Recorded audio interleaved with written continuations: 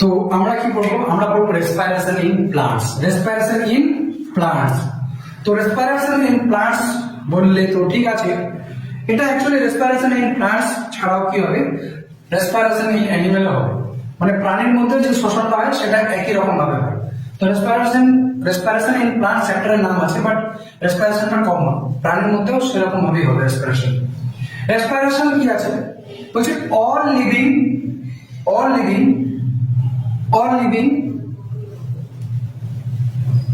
Need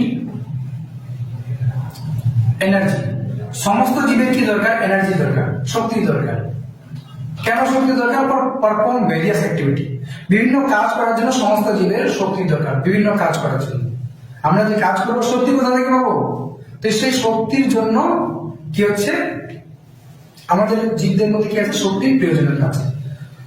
তো এই যে শক্তির প্রয়োজন আছে, এই শক্তির প্রয়োজন কোথা থেকে মিটবে? কোথা থেকে পাবো আমরা শক্তি? ফুড থেকে, খাবার থেকে আমরা শক্তি পাবো। ঠিক আছে, তো খাবার থেকে আমরা শক্তি পাবো ম্যাক্রোমলিকিউল ফুড। খাবারটা কি হচ্ছে, একটা বৃহৎ আকার অণু যেটা আমরা খাচ্ছি। সেই যে বড় অণুটা আছে, ম্যাক্রোমলিকিউল আছে, ওটাকে ভেঙে ভেঙে টুকরো টুকরো করা হবে। ব্রেকডাউন অফ ফুড, টুকরো করলাম, ছোট ছোট অণুগুলোর অক্সিডেশন করা হবে, মানে ছোট ছোট অণুগুলোর জারণ করা হবে। এরপরে আমরা পাবো এনার্জি। তাহলে খাবারকে কি হলাম, ব্রেকডাউন করলাম, ভাঙলাম, ছোট ছোট টুকরো অক্সিডেশন করলাম, সেখান থেকে আমি এনার্জি পেলাম। অক্সিডেশন মানে জারণ, খাবারটাকে জারিত করে আমি শক্তি পেলাম। আচ্ছা, শক্তিটাকে আমি ডাইরেক্ট ইউজ করব? এই যে খাবার ভেঙে যে শক্তি তৈরি হচ্ছে, ডাইরেক্ট ওটাকে ইউজ করা শুরু করব? না, নট ইউজ ডাইরেক্টলি, সরাসরি ইউজ হবে না। কি বলছে? Food breakdown and oxidation energy not direct use. তাহলে কি করব? Store in form of ATP. শক্তিটাকে এটিপি রূপে জমা রাখবো। শক্তিটাকে কি করবো? এটিপি রূপে জমা রাখবো। ইউটিলাইজ লেটার, পরে ইউজ করবো যখন যেমন দরকার হবে, অ্যাকর্ডিং টু দ্য নিড। যখন দরকার হবে সেই অনুযায়ী সেটাকে আমি ইউজ করব। রেসপিরেটরি সাবস্ট্রেট কি জিনিস? যেই উপাদানগুলো ভেঙে আমরা শক্তি পাচ্ছি, খাবারের যে উপাদানগুলো ভেঙে আমরা শক্তি পাচ্ছি, সেগুলো হচ্ছে রেসপিরেটরি সাবস্ট্রেট। যেমন কার্বোহাইড্রেট, কার মধ্যে থাকে? ভাতের মধ্যে বেশিরভাগ থাকে। তো সেটাকে ভেঙে শক্তি পাচ্ছি, মানে কার্বোহাইড্রেটকে ভেঙে শক্তি পাচ্ছি। প্রোটিন মাছ মাংসের মধ্যে থাকে। তো রেসপিরেটরি সাবস্ট্রেট মানে যা রেসপিরেশন করা হবে, যে উপাদানগুলো ভেঙে আমি শক্তিটা পাবো। Carbohydrate, protein, fat, organic acid, জৈব অ্যাসিড, এগুলোকে ভেঙে ভেঙে শক্তি পাওয়া যেতে পারে। কাকে? Carbohydrate, protein, fat, organic acid, এগুলোকে ভেঙে শক্তি পাওয়া যেতে পারে। কার্বোহাইড্রেটের যে কার্বন কার্বন বন্ধন থাকে, ওই বন্ধনের মধ্যে এনার্জি থাকে। হলো রেসপিরেটরি সাবস্ট্রেট জিনিস, যেটাকে ভেঙে শক্তি পাওয়া যায়, যার রেসপিরেশন করা হয়। এই যে খাবার আছে, এটা কোথা থেকে পাচ্ছি আমি? খাবারটা উৎস কি? খাবারটা কি নিজে তৈরি করছি নাকি অন্য কারোর কাছ থেকে পাচ্ছি?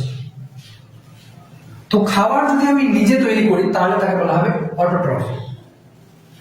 জীবগুলোকে খাবার কোথা থেকে পাচ্ছে সেই অনুযায়ী দুটো ভাগে ভাগ করা হবে। একটা বলা হবে অটোট্রফ, আর একটা বলা হবে হেটেরোট্রফ। অটোট্রফ যারা নিজেরা নিজেদের খাবার তৈরি করছে, খাবার কারোর কাছ থেকে নিচ্ছে না। আর হেটেরোট্রফ যারা নিজেরা খাবার তৈরি করছে না, অন্যজনের কাছ থেকে খাবার নিচ্ছে, অন্যজনকে খাচ্ছে। যেমন এখানে অটোট্রফ উদ্ভিদ আর সায়ানোব্যাকটেরিয়া, এবার পরোপজীবী অন্যর কাছ থেকে খাবার নিচ্ছে, অন্যকে খাচ্ছে। ডাইরেক্ট খেতে পারে, আবার ইনডাইরেক্ট খেতে পারে। ডাইরেক্ট যারা হার্বিভোর, গাছপালা খাবার তৈরি করছে, তো গাছপালাকে খেলো, যেমন হরিণ। তো ও কি করলো? হেটেরোট্রফ ডাইরেক্ট খাবার নিল, ইনডাইরেক্ট হরিণকে খেলো সিংহ, কার্নিভোর। ওরা কি করলো? ইনডাইরেক্ট খাবার নিল। ওরা গাছপালা খাবার তৈরি করছে, ওখান থেকে নিয়ে নি, ওরা ইনডাইরেক্ট এদেরকে খাচ্ছে। এরা গাছকে এরা খাচ্ছে, তো এদেরকে খাচ্ছে, কার্নিভোর। ঠিক আছে, ইনডাইরেক্ট নেওয়া। যেরকম মনে করো তুমি কাউকে কিছু দিলে, আমি তার কাছ থেকে নিলাম, তোমার কাছ থেকে না নিই, এটাই হচ্ছে ইনডাইরেক্ট। ছত্রাক, যেগুলো মৃত পচা বস্তু থেকে খাবার সংগ্রহ করে। এবার একটা গুরুত্বপূর্ণ তত্ত্ব, সেটা হচ্ছে ব্রিদিং। ব্রিদিং মানে হচ্ছে শ্বাস প্রশ্বাস নেওয়া। ব্রিদিং এর কি রোল আছে আর এর সঙ্গে রেসপিরেশনের সঙ্গে ব্রিদিং এর কি সম্পর্ক আছে? ব্রিদিং এর রোল, ব্রিদিং এর ভূমিকা কি, রেসপিরেশনের সঙ্গে এর সম্পর্কটা কোথায়?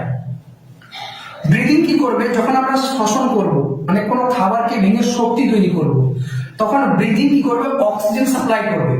ওই খাবারটাকে ভাঙার জন্য অক্সিজেনের যোগান দিবে ব্রিদিং। আর খাবারটা ভেঙে যখন কার্বন ডাইঅক্সাইড তৈরি হলো সেটাকে দেহ থেকে বার করার জন্য সাহায্য করবে এই ব্রিদিং। ঠিক আছে?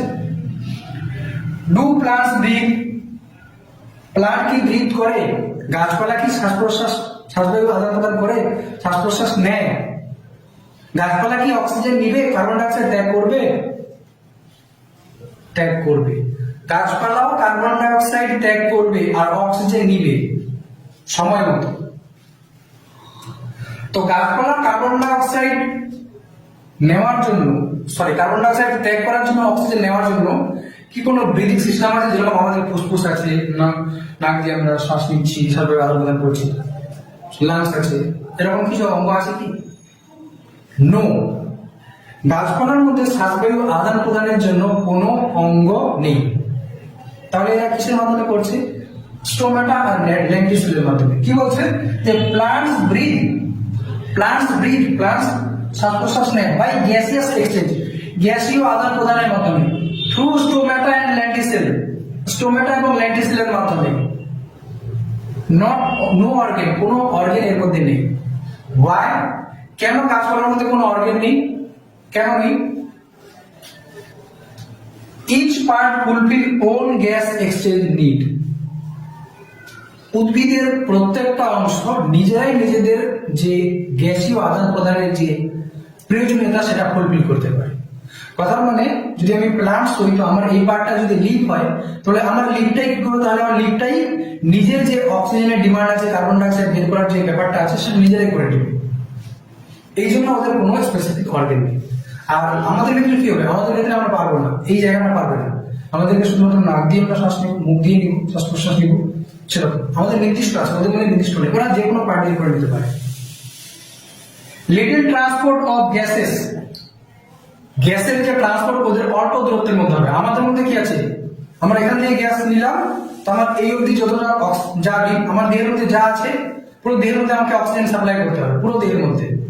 কিন্তু প্লান্টের সেরকম নেই। প্লান্টস অল্প দূরত্বের মধ্যে অক্সিজেন সাপ্লাই করবে, অল্প দূরত্বের মধ্যে গ্যাসীয় আদান প্রদান করবে, অল্প দূরত্ব, সামান্য দূরত্ব। ঠিক আছে? One part to another part. No great demand, প্লান্টের মধ্যে খুব বেশি অক্সিজেনের, কার্বন ডাইঅক্সাইডের ডিমান্ড নেই। প্লান্টের মধ্যে গ্যাসিয়াস এক্সচেঞ্জ করার জন্য বেশি ডিমান্ড নেই। আচ্ছা, no great oxygen demand, no great gaseous exchange demand. আমাদের মধ্যে গ্যাসিয়াস এক্সচেঞ্জের ডিমান্ড অনেক আছে, কারণ আমাদের প্রতিটা অঙ্গ গ্যাসিয়াস এক্সচেঞ্জ করতে পারে না, গ্যাসীয় আদান প্রদান করতে পারে না, শুধুমাত্র এই পার্টগুলোর মধ্যে আছে যা আছে। ঠিক আছে? তো আমাদের মধ্যে অ্যাক্টিভিটিও হয় অনেক, প্রচুর, আমরা কাজকর্ম করি প্রচুর। তো আমাদের মধ্যে অক্সিজেন ডিমান্ড, খাবার ভেঙে শক্তি করার ডিমান্ডটা অনেক, কিন্তু ওদের মধ্যে অ্যাক্টিভিটি কম হয়, তো ওদের মধ্যে অক্সিজেন ডিমান্ডটাও কম। এটি হচ্ছে no great gas exchange demand. Interior part get most cell contact with air.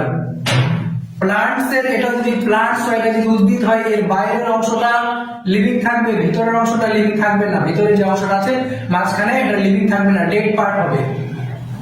তাহলে এদের লিভিং, ডেড, মৃত অংশ কি অক্সিজেন দরকার হবে, কার্বন ডাইঅক্সাইড দরকার হবে? কোনো কিছু দরকার হবে না। শুধু বাইরে যেটা লিভিং পার্ট আছে, বাইরে যে লিভিং পার্ট আছে, গাছের বাইরে যে লিভিং পার্ট আছে, তার মধ্যে অক্সিজেন, কার্বন ডাইঅক্সাইডের ডিমান্ড হবে। তো ভিতরে বেশিরভাগ পার্ট ডেড আছে। আর যেটা বাইরের মধ্যে ডিমান্ড, যাতে বাইরের পার্টের মধ্যে যেটা ডিমান্ড আছে, ওটা তো সরাসরি বাতাসের সঙ্গে কন্ট্যাক্টে আছে না, সরাসরি বাইরের অংশটা বাতাসের সঙ্গে কন্ট্যাক্ট আছে, ভিতরটা নেই, ভিতরটা তো মৃত, দরকার নেই। তো বাইরের অংশটা ঠিক আছে, অর্গান দরকার নেই, অর্গান দরকার নেই। ভিতরটা যদি দরকার থাকতো তখন কিছু দরকার ছিল, যে গ্যাসটাকে বাইরে থেকে ভিতরে পাঠাতে হবে, কিন্তু ভিতরের পার্ট ডেড। ঠিক আছে? মোস্ট সেল, এখানে কথাটা মনে রাখার বিষয় যে most cells contact with air.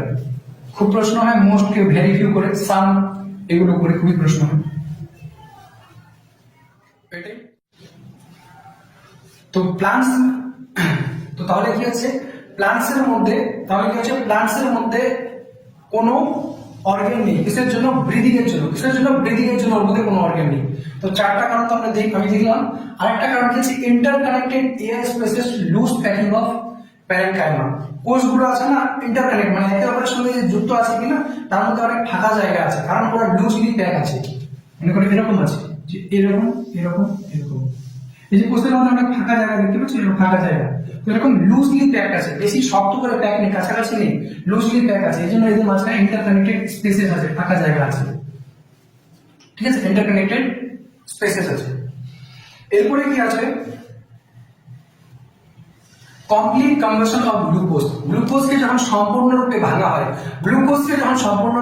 হয়, তখন কি হবে?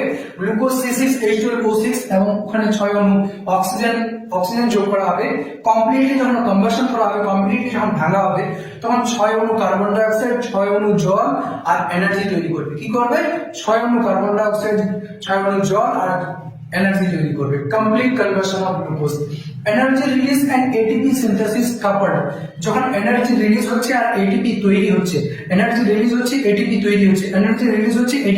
হচ্ছে, দুটো কাপলড, দুটো একসঙ্গে হয়। তাহলে কি হচ্ছে? ইন্টারকানেক্টেড স্পেস থাকার জন্য প্লান্টের মধ্যে কি হচ্ছে? কোনো ব্রিদিং অর্গানের দরকার নেই। ঠিক আছে, গ্লুকোজের কমপ্লিট কনভার্সন যখন হচ্ছে, পুরোপুরি যখন গ্লুকোজটাকে জ্বালিত করা হচ্ছে, তখন 6 অণু জল, 6 অণু কার্বন ডাই অক্সাইড আর কিছু পরিমাণ শক্তি তৈরি হচ্ছে। ঠিক আছে, গ্লুকোজ এবার খাবার ভেঙে শক্তি নির্গত হওয়া, শক্তি রিলিজ হওয়া আর এটিপি তৈরি হওয়া, দুটো কাপলড রিঅ্যাকশন, দুটো একসঙ্গে হবে। রেসপিরেশন বা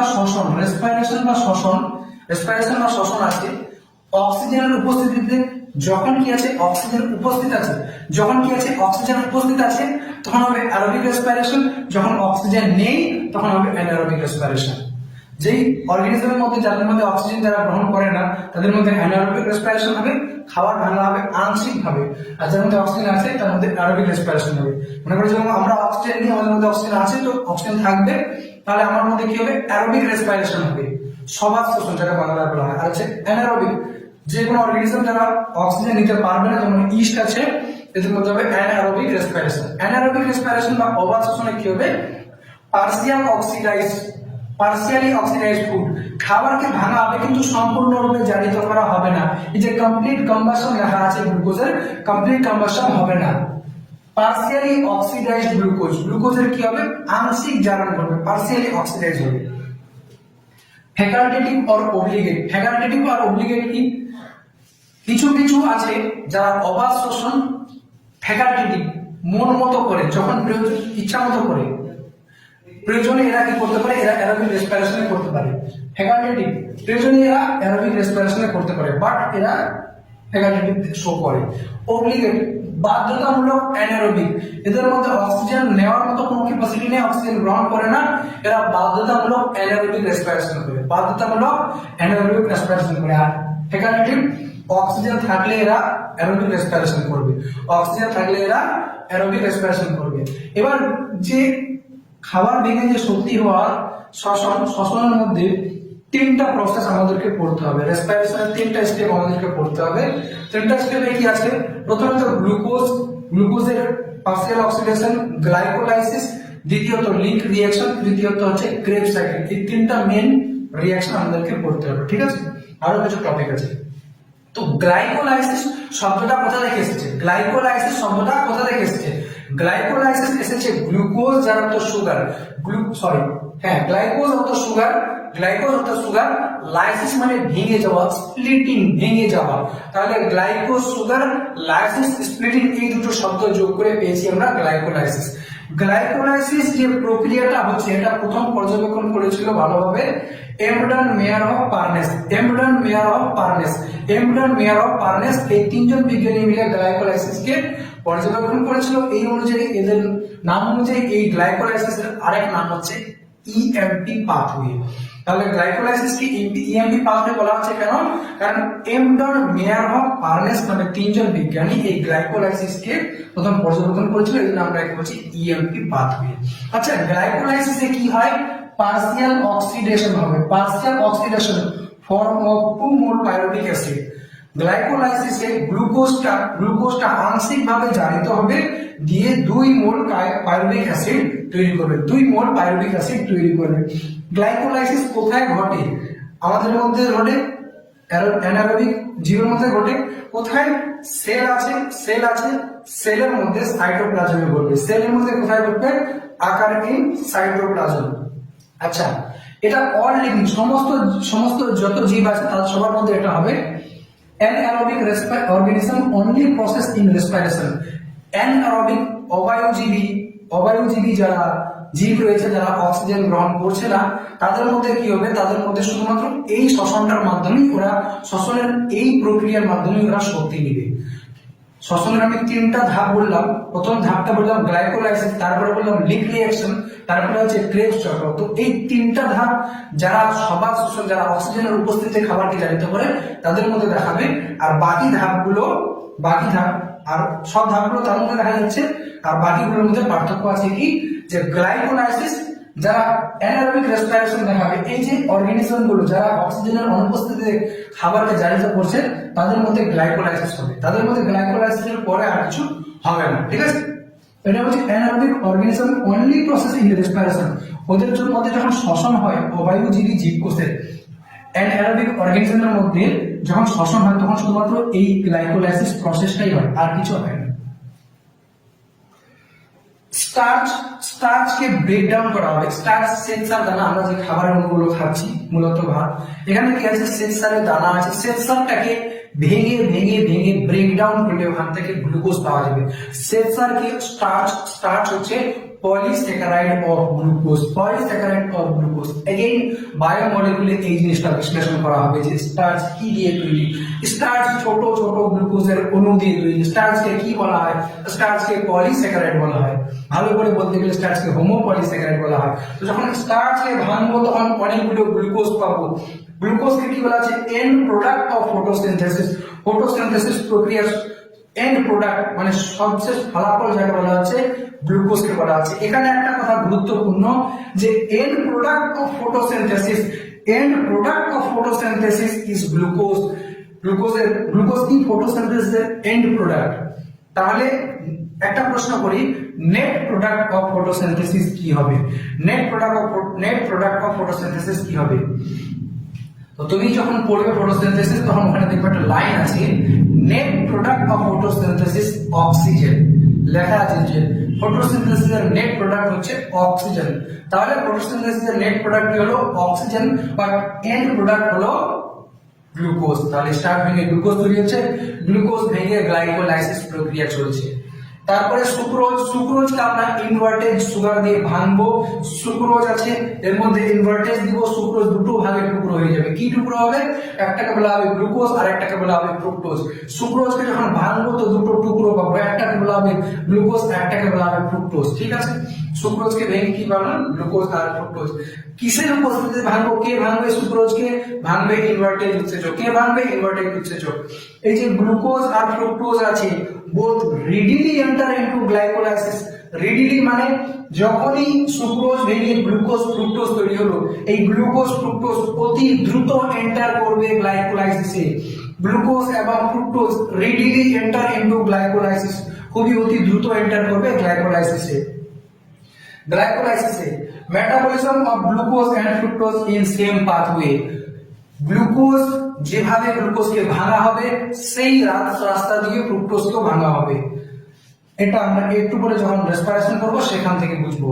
গ্লুকোজকে যেই পাথওয়ে দিয়ে ভেঙে নিয়ে যাওয়া হবে, যেমন গ্লুকোজ থেকে গ্লুকোজ 6 ফসফেট বানানো হবে, গ্লুকোজ 6 ফসফেট থেকে ফ্রুক্টোজ 6 ফসফেট বানানো হবে। এই যে প্রসেসটা চলবে, ঠিক আছে? তো যে রাস্তা দিয়ে গ্লুকোজকে ভাঙবো, যেভাবে গ্লুকোজকে ভাঙবো, সেভাবে ফ্রুক্টোজকেও ভাঙবো।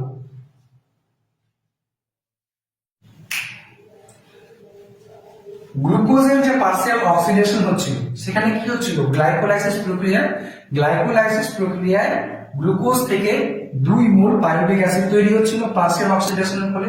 তো এই যে পার্সিয়াল অক্সিডেশনটা কিভাবে হবে? গ্লাইকোলাইসিস কি সিঙ্গেল স্টেপ প্রসেস? না, গ্লাইকোলাইসিস হচ্ছে মাল্টি স্টেপ প্রসেস। গ্লাইকোলাইসিস 10টা স্টেপের মাধ্যমে হবে। এই যে 10টা স্টেপ আছে, যেখানে গ্লুকোজ ভেঙে পাইরুভিক অ্যাসিড রূপান্তরিত হচ্ছে, আর কিছু পরিমাণ এনার্জি রিলিজ হচ্ছে, এই পুরো প্রক্রিয়াকে বলা হবে গ্লাইকোলাইসিস। গ্লাইকোলাইসিসের ফার্স্ট স্টেপ কি? গ্লুকোজ আছে, গ্লুকোজকে গ্লুকোজ 6 ফসফেটে রূপান্তরিত করা হবে। কিছু না, জাস্ট ইজি।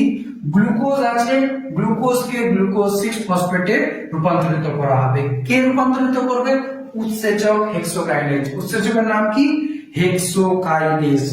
কি করবে? গ্লুকোজকে গ্লুকোজ 6 ফসফেটে রূপান্তরিত করবে। এই ফসফেট আসলো কোথা থেকে? এটিপি কে ভেঙে এডিপি বানানো হচ্ছে, এখানকার ফসফেটটা গ্লুকোজের সঙ্গে যুক্ত করা হচ্ছে। এবার গ্লুকোজ 6 ফসফেট থেকে এখানে আইসোমার বানানো হবে। গ্লুকোজ 6 ফসফেটের আইসোমার কি? Fructose 6 phosphate. তো গ্লুকোজ 6 ফসফেট থেকে ফ্রুক্টোজ 6 ফসফেট বানানো হবে কিসের সাহায্যে? ফসফোগ্লুকো আইসোমারেজ। ফসফোগ্লুকো আইসোমারেজ গ্লুকোজ 6 ফসফেট কে ফ্রুক্টোজ 6 ফসফেটে রূপান্তরিত করবে, ফসফোগ্লুকো আইসোমারেজ। ঠিক আছে, এবার ফসফোগ্লুকো আইসোমারেজের সঙ্গে একটা ফসফেট যুক্ত করা হবে। ফসফোগ্লুকো আইসোমারেজ ফ্রুক্টোজ 6 ফসফেট বানালো তো, ফ্রুক্টোজ 6 ফসফেট বানালো তো, এখান থেকে এটা তৈরি হলো ফ্রুক্টোজ 6 ফসফেট। এর মধ্যে একটা ফসফেট আছে, এবার এখানে আরেকটা ফসফেট যুক্ত করা হবে। ফ্রুক্টোজ 6 ফসফেট ছিল, ফ্রুক্টোজ 1,6 বিস ফসফেট বানাবো। ফ্রুক্টোজ 6 ফসফেট ছিল, ফ্রুক্টোজ 1,6 বিস ফসফেট বানাবো। কি ছিল? ফ্রুক্টোজ 6 ফসফেট ছিল, ফ্রুক্টোজ 1,6 বিস ফসফেট বানাবো। কিসের সাহায্যে? কোন উৎসেচক ফসফেট যুক্ত করতে হবে? কাইনেজ। যুক্ত করব কাইনেজের সাহায্যে। কিভাবে? ফসফোফ্রুক্টোকাইনেজ। ফসফোফ্রুক্টোকাইনেজ। তো এবার যখন ফ্রুক্টোজ 1,6 বিসফসফেট তৈরি হলো, এখানে একটা এটিপি খরচ করতে হলো। এটা থেকে যখন এটা বানালাম, একটা এটিপি খরচ করতে হলো।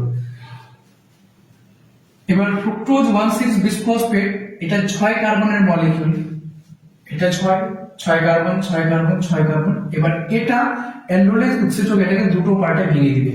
একটা বানাবে পিজিএলডি, আরেকটা বানাবে ডাইহাইড্রোক্সি অ্যাসিটোন ফসফেট। ঠিক আছে, তো এবার 4 নম্বর স্টেপে কি হচ্ছে? স্প্লিটিং। ফ্রুক্টোজ 1,6 বিসফসফেটের স্প্লিটিং হচ্ছে।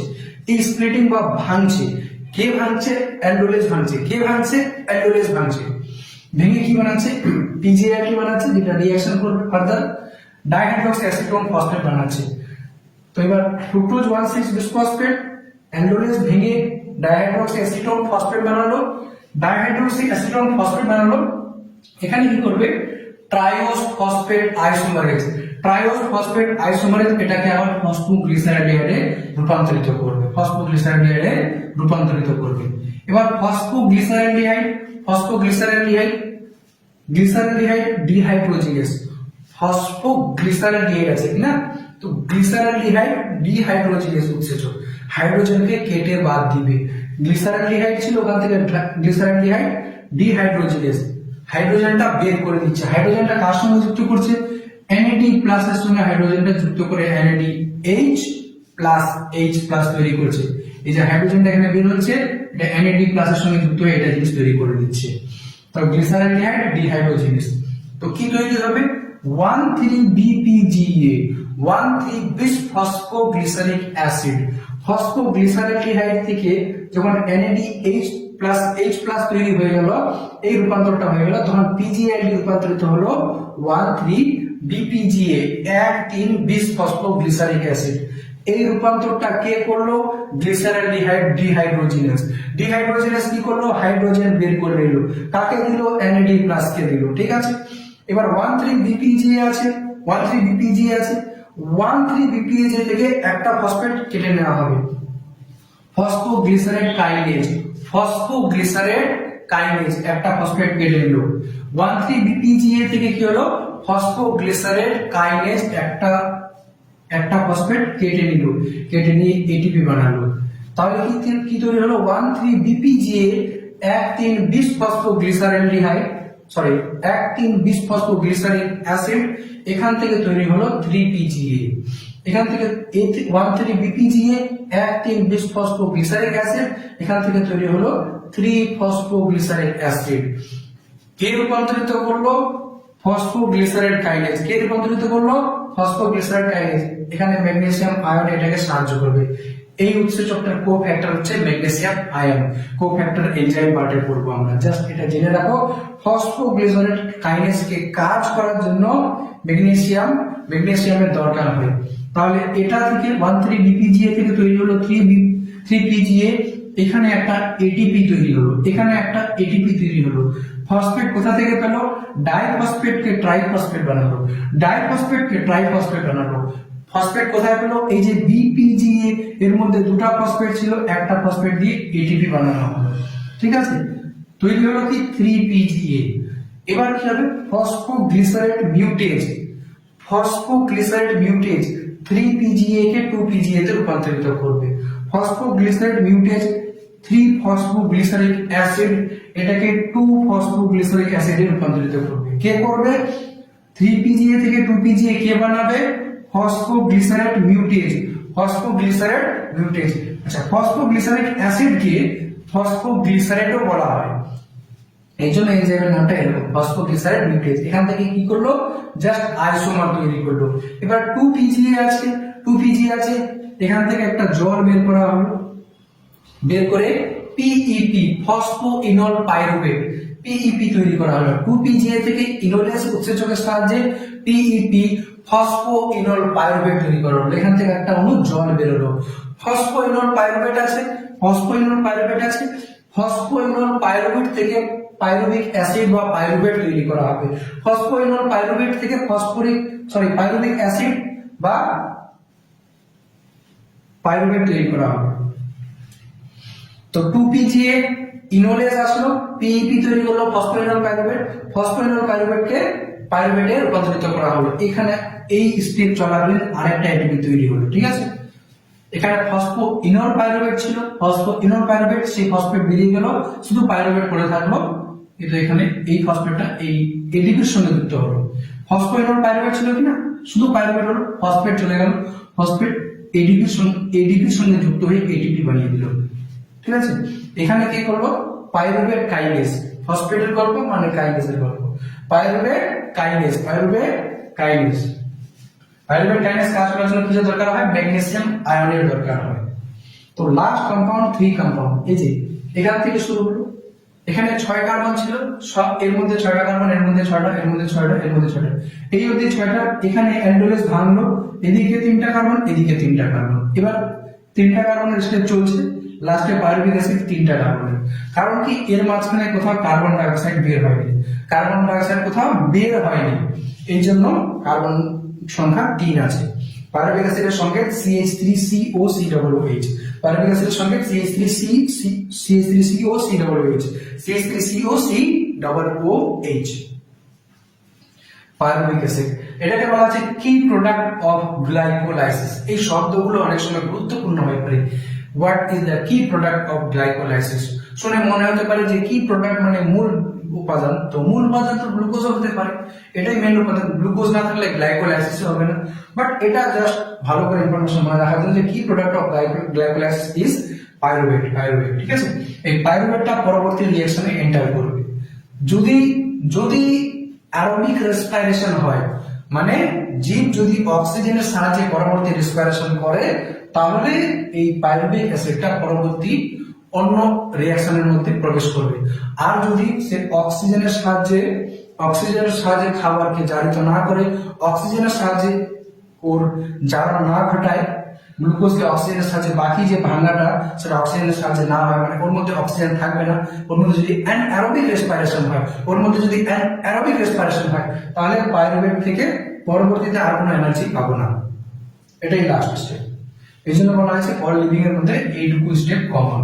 ঠিক আছে, আচ্ছা, এদিকে যা রিঅ্যাকশন চলবে, ফ্রুক্টোজ 1,6 বিসফসফেট থেকে অ্যান্ডোলেজের সাহায্যে যখন ভেঙে এদিকে 3 কার্বন, এদিকে 3 কার্বন চলে যাচ্ছে, তো এই পিজিএলডি যা রিঅ্যাকশন করবে, ডাইহাইড্রোক্সি অ্যাসিটোন ফসফেট পিজিএলডি তে রূপান্তরিত হয়ে সেম রিঅ্যাকশন করবে। ঠিক আছে, এই পিজিএলডি থেকে যে রিঅ্যাকশনগুলো করছে, ডাইহাইড্রোক্সি অ্যাসিটোন ফসফেট পিজিএলডি তে রূপান্তরিত হয়ে বাকি রিঅ্যাকশনগুলো করবে। তো এই রিঅ্যাকশনগুলো চলাকালীন কি হলো? 6 নম্বর স্টেপে NADH+H+ তৈরি হলো। 6 নম্বর স্টেপে NADH+H+ তৈরি হলো। ঠিক আছে, তো এখানে 6 নম্বর স্টেপে তৈরি হলো তো এটাই মনে রাখতে হবে, যদি NADH প্লাস H প্লাস তৈরি হচ্ছে কত নম্বর স্টেপে, তাহলে বলতে হবে 6 নম্বর স্টেপে। ঠিক আছে, যেহেতু রিঅ্যাকশনটা 3 কার্বনের জন্য দুবার চলছে, তাহলে এই গ্লাইকোলাইসিসে একটা গ্লুকোজ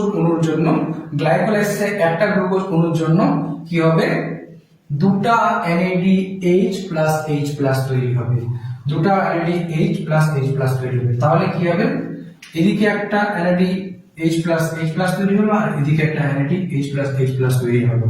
ঠিক আছে, এবার গ্লুকোজকে ভাঙার জন্য এখানে একটা এটিপি খরচ হচ্ছে, এটিপি থেকে এটিপি বানাচ্ছি, ফসফেট দিয়ে দিলাম, আর এখানে একটা ফ্রুক্টোজ 6 ফসফেট, এখানে একটা ফসফেট দিয়ে দিলাম, দুটো ফসফেট খরচ হলো, এখানে একটা ফসফেট খরচ হলো আর এখানে একটা ফসফেট খরচ হলো। তাহলে 1 আর 3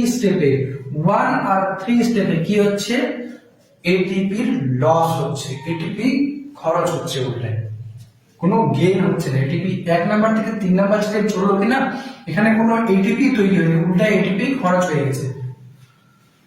এবার এটিপি কত নম্বর স্টেপে তৈরি হবে, এটিপি তৈরি হবে 7 নম্বর স্টেপে আর 10 নম্বর স্টেপে। যখন 13-BPGA 3PGA তৈরি হবে, 13-BPGA থেকে 3PGA তৈরি হবে, তখন একটা এটিপি তৈরি হবে।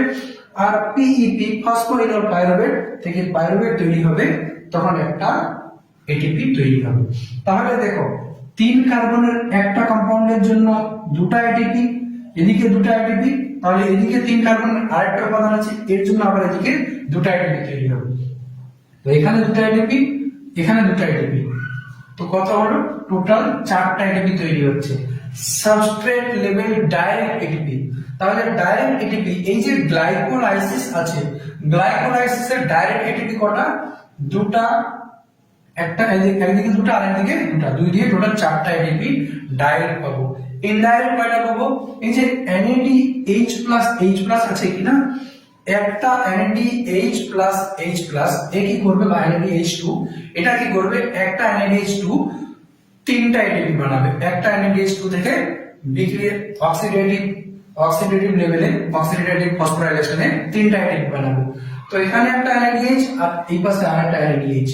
ঠিক আছে, তাহলে দুটো NADH, এ তিনটা এটিপি বানাবে, এ তিনটা এটিপি বানাবে, তাহলে টোটাল কয়টা এটিপি হবে, 6টা এটিপি। তাহলে টোটাল এটিপি, এই গ্লাইকোলাইসিসের টোটাল এটিপি তৈরি কয়টা হচ্ছে, টোটাল কয়টা তৈরি হচ্ছে, টোটাল তৈরি হচ্ছে 8টা এটিপি। টোটাল কয়টা এটিপি তৈরি হচ্ছে গ্লাইকোলাইসিসে, 8টা এটিপি। ঠিক আছে, বাট এই যে প্রসেসটা চলার জন্য স্টার্টিং এ আমাকে 1 নম্বর 3 নম্বর স্টেপে দুটো এটিপি খরচ করতে হয়েছে, 1 নম্বর 3 নম্বর স্টেপে দুটো এটিপি খরচ করতে হয়েছে।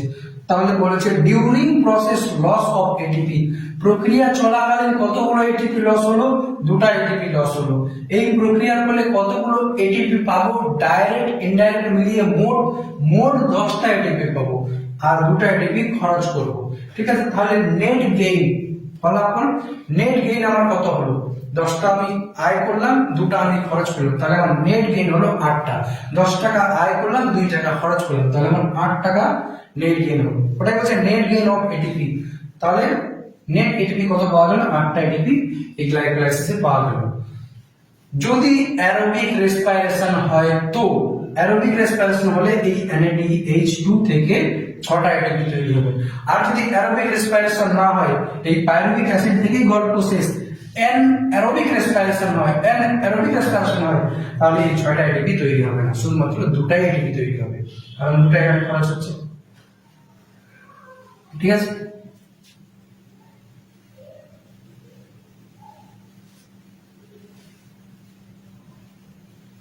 এক নম্বর স্টেপ গ্লুকোজ থেকে গ্লুকোজ 6 ফসফেট, 2 নম্বর স্টেপ গ্লুকোজ 6 ফসফেট থেকে ফ্রুক্টোজ 6 ফসফেট, 3 নম্বর স্টেপ ফ্রুক্টোজ 6 ফসফেট থেকে ফ্রুক্টোজ 1,6 ফসফেট, 4 নম্বর স্টেপ অ্যালডোলিসের ভেঙে যাওয়া ডাইহাইড্রোক্সি অ্যাসিটোন ফসফেট, 5 নম্বর স্টেপ ডাইহাইড্রোক্সি অ্যাসিটোন ফসফেট থেকে ফসফোগ্লিসারিডিহাইড, 6 নম্বর স্টেপ ফসফোগ্লিসারিডিহাইড থেকে 13-BPGA, 7 নম্বর স্টেপ 13-BPGA থেকে 3PGA, 8 নম্বর স্টেপ 3PGA থেকে 2PGA, 9 নম্বর স্টেপ 2PGA থেকে PEP, 10 নম্বর step PEP থেকে পাইরুভেট, ফাইনাল স্টেপ 10 নম্বর। Respiration শ্বসনের আমরা গ্লাইকোলাইসিস দেখলাম, রেসপিরেশনের বেসিক দেখলাম। এবার কি করব, গ্লাইকোলাইসিসের পর থেকে দেখছি, গ্লাইকোলাইসিসের পর থেকে। আচ্ছা, আগের পার্টটা একটু বেশি ফাস্ট হয়ে গেছে মনে হচ্ছে, এই জন্য একটু স্লো করছি এই পার্টগুলো, ঠিক আছে? বাকিটা তো কি বলছে, রেসপিরেশনের প্রথমে কি হলো, গ্লুকোজকে ভাঙছি গ্লাইকোলাইসিস পদ্ধতিতে, ঠিক আছে? এরপরে গ্লাইকোলাইসিস পদ্ধতিতে গ্লুকোজ ভেঙে কি করলাম আমি, গ্লুকোজ ভেঙে 2 অণু পাইরুভিক অ্যাসিড বের করলাম, 2 অণু পাইরুভিক অ্যাসিড পেলাম, আর কি তৈরি হলো, এটিপি তৈরি হলো। এবার যে পাইরুভিক অ্যাসিডটার সামনে কি হবে, পাইরুভিক অ্যাসিডটা কি থেকে কি পরিণত হবে, পাইরুভিক অ্যাসিডটার কি হবে পরবর্তী পর্যায়ে, ঠিক আছে? তো পাইরুভিক অ্যাসিডের কি হবে, পাইরুভিক অ্যাসিড যদি অ্যারোবিক রেসপিরেশন হয়, যদি অর্গানিজমটা অ্যারোবিক রেসপিরেশন করে, মানে ওর মধ্যে সমাজ শোষণ হয়, অক্সিজেনের অনুপস্থিতিতে যদি গ্লুকোজ ভাঙা হয়, তাহলে কি হবে, পাইরুভিক অ্যাসিডের পরে পাইরুভিক অ্যাসিডটা রূপান্তরিত হয়ে ক্রেবস সাইকেলে, পাইরুভিক অ্যাসিডটা রূপান্তরিত না, মানে পাইরুভিক অ্যাসিড পরবর্তী ক্রেবস চক্রে এন্টার করবে, এন্টার করে বাকি রিঅ্যাকশন হবে এবং পাইরুভিক অ্যাসিড থেকে বাকি এনার্জি বের করা হবে। কিন্তু যদি অ্যারোবিক রেসপিরেশন মানে অক্সিজেনের উপস্থিতিতে পাইরুভিক অ্যাসিডকে না জারিত করা হয়, অক্সিজেনের উপস্থিতিতে পাইরুভিক অ্যাসিড গ্লুকোজকে না ভাঙা হয়, তাহলে বলা হবে অ্যানারোবিক রেসপিরেশন, মানে অক্সিজেন ছাড়া যেটা হচ্ছিল। তো অক্সিজেন ছাড়া যদি পাইরুভিক অ্যাসিডের পরবর্তী রিঅ্যাকশন দেখি, তাহলে কি হবে, পাইরুভিক অ্যাসিডের দুটো প্রসেস যেতে পারে, দুটোতে বলা আছে ফার্মেন্টেশন বা সন্ধান। অক্সিজেন অনুপস্থিত তখন এই দুটো ঘটনা ঘটবে। যেমন কি হবে, অ্যালকোহল ফার্মেন্টেশন, আরো অনেক হতে পারে, বাট আমাদেরকে এখানে দুটো করতে হবে। একটা হচ্ছে অ্যালকোহল ফার্মেন্টেশন আর একটা হচ্ছে ল্যাকটেট ফার্মেন্টেশন। তাহলে কি হবে, অক্সিজেন নেই এরকম পরিস্থিতিতে যে পাইরুভিক অ্যাসিড তৈরি হয়েছিল, সেই পাইরুভিক অ্যাসিডটা কি করবে, সেই পাইরুভিক অ্যাসিডটা তৈরি করতে পারে অ্যালকোহল অথবা তৈরি করতে পারে ল্যাকটেট বা ল্যাকটিক অ্যাসিড। তো কি বলছে, পাইরুভেট অ্যানারোবিক রেসপিরেশনে 2 অণু এটিপি তৈরি করবে ফাইনাল, আর ল্যাকটিক অ্যাসিড ফার্মেন্টেশন মানে ল্যাকটিক অ্যাসিড তৈরি করবে। আর যদি কি হয়, আর যদি ল্যাকটিক অ্যাসিড ফার্মেন্টেশন করবে, অ্যানারোবিকে দুটো হবে, একটা হচ্ছে তোমার ল্যাকটিক অ্যাসিড ফার্মেন্টেশন মানে পাইরুভিক অ্যাসিড থেকে ল্যাকটিক অ্যাসিড তৈরি হবে, আর একটা হচ্ছে অ্যালকোহলিক ফার্মেন্টেশন, পাইরুভিক অ্যাসিড থেকে অ্যালকোহল তৈরি হবে। এই দুটো ঘটনা ঘটতে পারে অ্যানারোবিক ক্ষেত্রে। আর এখানে এটিপি খালি 2 অণু তৈরি হচ্ছে। যদি অ্যারোবিক রেসপিরেশন হয়, মানে অক্সিজেনের উপস্থিতিতে খাবার এই যে পাইরুভিক অ্যাসিডটা ভাঙা হয় পরবর্তী, তাহলে ক্রেবস চক্রে প্রবেশ করবে, ক্রেবস চক্রে প্রবেশ করে ওখান থেকে আরো অনেক এটিপি বের করা হবে, যেটা আমরা সামনে পড়ব। তো ক্রেবস চক্র বা অ্যারোবিক রেসপিরেশন বেশিরভাগ উচ্চ শ্রেণীর হায়ার অর্গানিজম, উচ্চ শ্রেণীর যে জীবগুলো আছে তাদের মধ্যে এরকম অ্যারোবিক রেসপিরেশন দেখা যায়। ফার্মেন্টেশন বলতে কি বোঝানো হচ্ছে, বললাম যে ল্যাকটিক অ্যাসিড ফার্মেন্টেশন হবে, পাইরুভিক অ্যাসিডের অ্যানারোবিক কন্ডিশনে ল্যাকটিক অ্যাসিড ফার্মেন্টেশন হবে। তো এই ফার্মেন্টেশন কি জিনিস, ফার্মেন্টেশন মানে হচ্ছে ইনকমপ্লিট অক্সিডেশন অফ গ্লুকোজ, গ্লুকোজের অসম্পূর্ণ জারণ হওয়াটাকে বলা হচ্ছে সন্ধান বা ফার্মেন্টেশন, সন্ধান বা ফার্মেন্টেশন, সন্ধান বা ফার্মেন্টেশন। পাইরুভিক অ্যাসিড রূপান্তরিত হতে পারে কার্বন ডাই অক্সাইড এবং ইথানলে। পাইরুভিক অ্যাসিড কি হবে, রূপান্তরিত হবে কার্বন ডাই অক্সাইড এবং ইথানলে। কার্বন ডাই অক্সাইড এবং ইথানলে কে রূপান্তরিত করবে, এটা ইস্ট। তাহলে এটা কি আছে, অ্যালকোহলিক ফার্মেন্টেশন, অ্যানারোবিক কন্ডিশনে হচ্ছে, ঠিক আছে? এছাড়াও এই যে ল্যাকটিক অ্যাসিড ফার্মেন্টেশন আছে, এই ঘটনাটা কোথায় ঘটে, এই ঘটনাটা প্রাণীদের পেশি কোষে হয়, আমাদের পেশি কোষে, আমরা প্রাণী তো, আমাদের পেশি কোষে হবে। এই যে পেশি কোষ আছে, এখানে ল্যাকটিক অ্যাসিড ফার্মেন্টেশন হবে। আচ্ছা, আমরা তো অক্সিজেন গ্রহণ করি, তা সত্ত্বেও আমাদের মধ্যে এরকম ল্যাকটিক অ্যাসিড ফার্মেন্টেশন কেন হচ্ছে পেশি কোষের মধ্যে, কারণ কি বলা হচ্ছে inadequate oxygen supply, oxygen supply কম হচ্ছে। যখন আমাদের দেহের মধ্যে অক্সিজেন সাপ্লাই কম হয় আর আমরা দ্রুত কাজ করি, তখন মাসল এনার্জির জন্য কি করছে, গ্লুকোজকে দ্রুত জারিত করে অক্সিজেনের অনুপস্থিতিতে জারিত করবে, ঠিক আছে? অক্সিজেনের অনুপস্থিতিতে, অক্সিজেন কম থাকার জন্য এরকম ঘটনা হয় যে খাবারটা বা গ্লুকোজটা আংশিক জারিত হয়েছে, একটুখানি এনার্জি রিলিজ হয়েছে, তো বাকিটা ল্যাকটিক অ্যাসিড তৈরি করছে।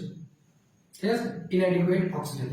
অক্সিজেন কম থাকলে আমাদের দেহের মধ্যেও আমরা অ্যারোবিক রেসপিরেশন করি, আমরা সবাত শোষণ করি, আমরা অক্সিজেনের উপস্থিতিতে খাবারকে ভাঙি, কিন্তু যদি কোনো কারণে কি হয় অক্সিজেনের ঘাটতি হয় তখন আমরা অবাত শোষণ করি, মানে পুরোপুরি এই জায়গাগুলোতে ঘাটতি। এমনি ঘাটতি তো বাঁচবো না, বাট এই যে এখানে জারণ ঘটবে, এখানে অক্সিজেনের ঘাটতি, পেশিগুলোতে অক্সিজেনের ঘাটতি, তখন এরকম ঘটনা ঘটবে।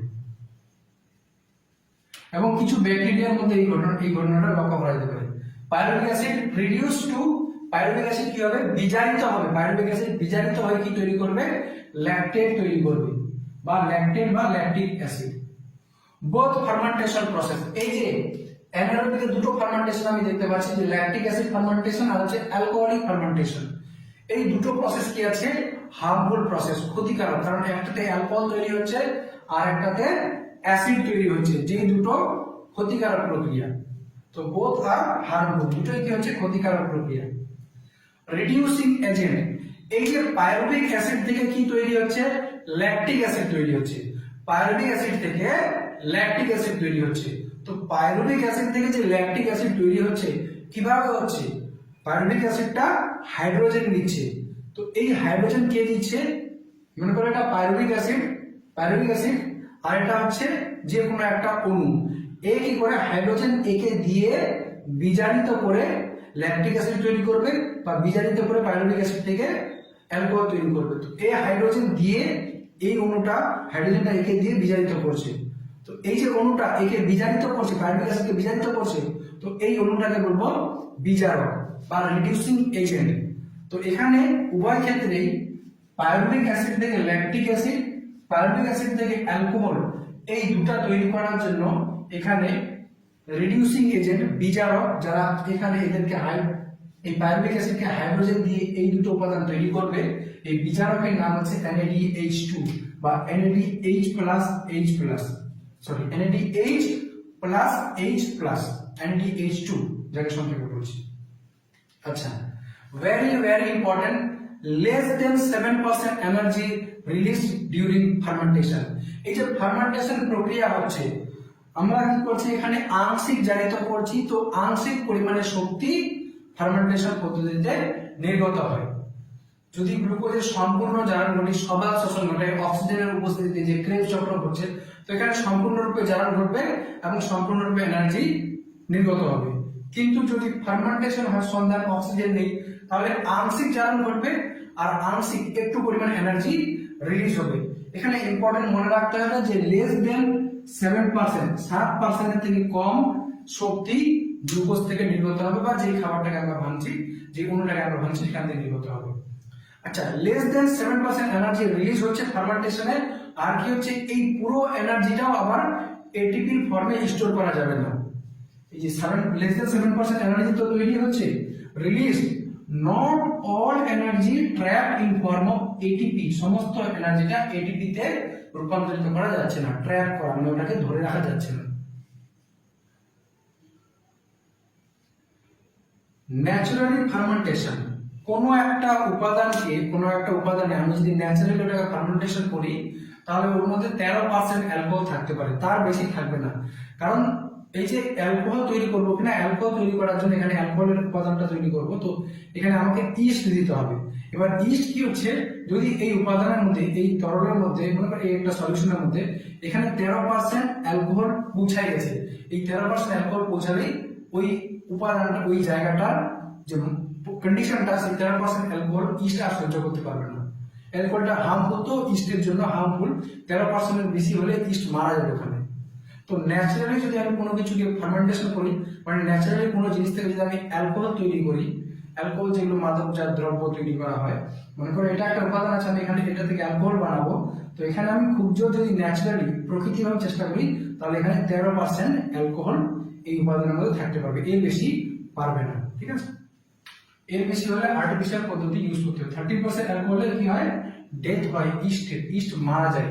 এই জন্য ম্যাক্সিমাম ন্যাচারাল ফার্মেন্টেশনে কত পার্সেন্ট অ্যালকোহল থাকতে পারে, যদি আমি প্রকৃতভাবে এটাকে ফার্মেন্টেশন করি তাহলে ওর মধ্যে 13% অ্যালকোহল থাকবে, ওর বেশি থাকবে না। আচ্ছা, ফার্মেন্টেশন প্রসেস গুলো কি হচ্ছে, গ্লুকোজ গ্লুকোজ থেকে তৈরি হচ্ছে ফসফোগ্লিসারেন্ডিহাইড। গ্লুকোজ থেকে কি তৈরি হচ্ছে? ফসফোগ্লিসারেন্ডিহাইড, যেটা কি হয় গ্লাইকোলাইসিস চলাকালীন হয়ে থাকে। ফসফোগ্লিসারেন্ডিহাইড থেকে 3-PGA আসে, তখন কি হয়? NAD+ NADH+ H+ এ রূপান্তরিত হয়। যখন PGA থেকে 3-PGA যাচ্ছে কিনা, তখন এটা এটাতে রূপান্তরিত হয়েছে, হাইড্রোজেন গুলো নিয়ে নিচ্ছে।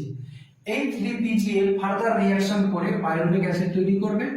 Pyruvic acid CH3COCOOH pyruvic acid তৈরি করছে। তাহলে প্রথমে গ্লুকোজ ভেঙে ভেঙে PGAD বানালাম, PGAD থেকে ভেঙে ভেঙে 3-PGA বানালাম, 3-PGA থেকে ভেঙে ভেঙে পাইরুভিক অ্যাসিড বানালাম। এখানে আরেকটা জিনিস কি, যখন PGAD থেকে 3-PGA তৈরি হচ্ছে, তখন NAD+ থেকে NADH তৈরি হচ্ছে, NAD+ থেকে NADH তৈরি হচ্ছে। এই যে NADH আমরা একটু আগে বললাম রিডিউসিং এজেন্ট, ঠিক আছে? তো পাইরুভিক অ্যাসিড তৈরি হলো। পাইরুভিক অ্যাসিড যদি ল্যাকটেট ফার্মেন্টেশন করে, পাইরুভিক অ্যাসিড কি হয়? এখানে একটা উৎসেচক আসবে ল্যাকটেট ডিহাইড্রোজিনেজ, ল্যাকটেট ডিহাইড্রোজিনেজ উৎসেচক এই পাইরুভিক অ্যাসিডের সঙ্গে কি করবে? এই হাইড্রোজেন NADH+ H+ এর হাইড্রোজেন নিয়ে এটাকে NAD+ এ পরিণত করবে, আর এখান থেকে হাইড্রোজেন এই হাইড্রোজেন নিয়ে এখানে ল্যাকটিক অ্যাসিড তৈরি করবে, CH3CH আর OH। এই যে এর সঙ্গে একটা H দিচ্ছে, ওর সঙ্গে একটা H দিচ্ছে, C এর সঙ্গে একটা H CH, ওর সঙ্গে একটা H OH, তাহলে এটা তৈরি হচ্ছে ল্যাকটিক অ্যাসিড। তাহলে পাইরুভিক অ্যাসিড থেকে ল্যাকটিক অ্যাসিড কোন উৎসেচক বানাচ্ছে? Lactate dehydrogenase. কার মাধ্যমে বিজারিত করছে? কার সাহায্য নিয়ে? NADH+ H+ এর সাহায্যে বিজারিত করে এটা তৈরি করছে, ঠিক আছে? তাহলে এটা হয়ে গেল ল্যাকটেট ফার্মেন্টেশন, যেটা আমরা বললাম। এরপরে কি হবে? পাইরুভিক অ্যাসিডটা রিঅ্যাকশনে অংশ নেবে। পাইরুভিক অ্যাসিডটা কি হবে? রিঅ্যাকশনে অংশ নেবে। তো পাইরুভিক অ্যাসিডটা যদি রিঅ্যাকশনে অংশ নেয়, তাহলে প্রথমে কি হবে? পাইরুভেট ডিকার্বক্সিলেজ কার্বনকে বের করে দিবে, ডিকার্বক্সিলেজ বের করে দিচ্ছে কার্বনকে। তো পাইরুভিক অ্যাসিড থেকে প্রথমে CO2 কে বের করে দিল। কে বের করলো? পাইরুভেট ডিকার্বক্সিলেজ বের করলো। তো বের করার পর কি তৈরি হচ্ছে? অ্যাসিটালডিহাইড। কি তৈরি হচ্ছে? Acetaldehyde, CH3CHO acetaldehyde. এবার যখন অ্যাসিটালডিহাইড হলো, আচ্ছা পাইরুভিক অ্যাসিড থেকে কি কি বের করলো? CO2 বের করলো, এই যে একটা কার্বন বের করলো, আর দুটো অক্সিজেন বের করে দিচ্ছি CO2। তাহলে কি হয়ে যাচ্ছে? CH3 পড়ে থাকছে, CH3 পড়ে থাকছে, আর কি পড়ে থাকছে? CHO অ্যালডিহাইড পড়ে থাকছে, অ্যাসিটালডিহাইড। তো CO2 বের হয়ে গেল। এবার অ্যাসিটালডিহাইডের কি করা হচ্ছে? অ্যালকোহল ডিহাইড্রোজিনেজ বলে আরেকটা উৎসেচক আছে, ওটা কি করছে? অ্যাসিটালডিহাইডকে ইথানলে রূপান্তরিত করছে। অ্যাসিটালডিহাইডকে কি করছে? ইথানলে রূপান্তরিত করছে। কে রূপান্তরিত করছে? অ্যাসিটালডিহাইডকে অ্যালকোহলে ইথানলে কে রূপান্তরিত করছে? Alcohol dehydrogenase. তাহলে প্রথমে কি হচ্ছে? পাইরুভেট, পাইরুভেট আসছে কি হচ্ছে? পাইরুভেট ডিকার্বক্সিলেজ, ডিকার্বক্সিলেজ CO2 বের করে অ্যাসিটালডিহাইড তৈরি করে দিল। অ্যাসিটালডিহাইড কে কি করবে? অ্যালকোহল ডিহাইড্রোজিনেজ আসলো, হাইড্রোজেন যুক্ত করে দিল অ্যাসিটালডিহাইডের সঙ্গে, বানিয়ে দিল আমাদের ইথানল, CH3CH2OH।